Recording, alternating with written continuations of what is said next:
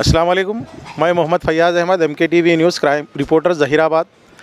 आज हम हमारे टट्टू नारायणा साहब से कुछ 37 ज़हीराबाद में BRS पार्टी के 37 कैंडिडेट को ठहरा किया गया है म्यूनसिपल इलेक्शन में। उनके बारे में इनकी कितने सीट आते हैं उनसे पूछते हैं। आइए। नमस्ते टट्टू नारायण अन्ना। नमस्ते।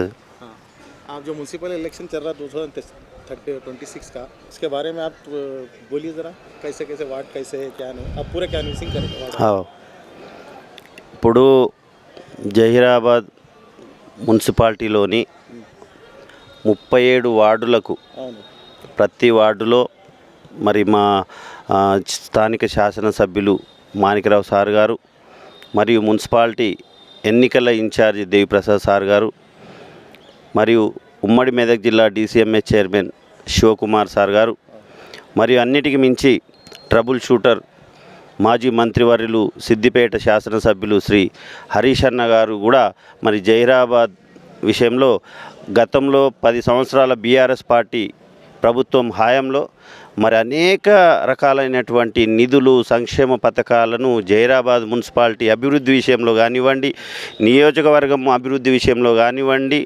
కంకణబద్దులై మరి జహీరాబాద్ నియోజకవర్గాన్ని గత 65 సంవత్సరాల కాంగ్రెస్ పరిపాలనలో భిన్నంగా గత 9.5 సంవత్సరాల BRS ప్రభుత్వ హయాంలో అనేక అభివృద్ధి జహీరాబాదు సంక్షేమ పథకాలను కూడా ఇవ్వడం జరిగింది. కాబట్టి నియోజకవర్గమే కాదు జహీరాబాద్ మున్సిపాలిటీలో 37 వార్డులకు గాను ప్రజలు మంచిగా బ్రహ్మరథం పడుతున్నారు BRS పార్టీకి. కారు గుర్తు కేసీఆర్ ఎలక్షన్లో మరి పోయినసారి గత శాసనసభ ఎన్నికల్లో మరి మేము కొన్ని దగ్గర ఓటు వేయక కేసీఆర్ గారిని కోల్పోయినాం. కాబట్టి మళ్ళీ కేసీఆర్ గారే రావాలి అంటే ఈరోజు మున్సిపాలిటీ ఎన్నికల్లో కారు గుర్తుకు ఓటేస్తేనే మళ్ళీ కేసీఆర్ గారు మళ్ళీ ప్రభుత్వంలోకి రాబోయే దినాలలో మరి ముఖ్యమంత్రిగా కేసీఆర్ గారు వస్తారని చెప్పేసి ప్రజలు భావిస్తున్నారు. మరి జహీరాబాద్ మున్సిపల్లో కూడా 37 వార్డులకు గాను ప్రజలు అన్ని వార్డులలో కూడా BRS పార్టీ అభ్యర్థులను గెలిపించాలని చెప్పేసి ప్రజలు కూడా కోరుకుంటున్నారు. మరి అత్యధిక స్థానాలు 37కు నేను మొత్తం 37 అని కాకుండా మెజార్టీ స్థానాలు ఖచ్చితంగా చైర్మన్ పీఠానికి సరిపడే కన్నా ఎక్కువ స్థానాలను BRS పార్టీ గెలుస్తుందని చెప్పేసి నేను పూర్తిగా విశ్వసిస్తున్నాను.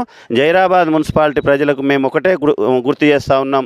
అభివృద్ధి అంటే ఏందో మీకు గతంలో 10 సంవత్సరాలు మేము మా నాయకులు పెద్దలు మాజీ ముఖ్యమంత్రి వాళ్ళు కేసీఆర్ గారు చూపించినారు.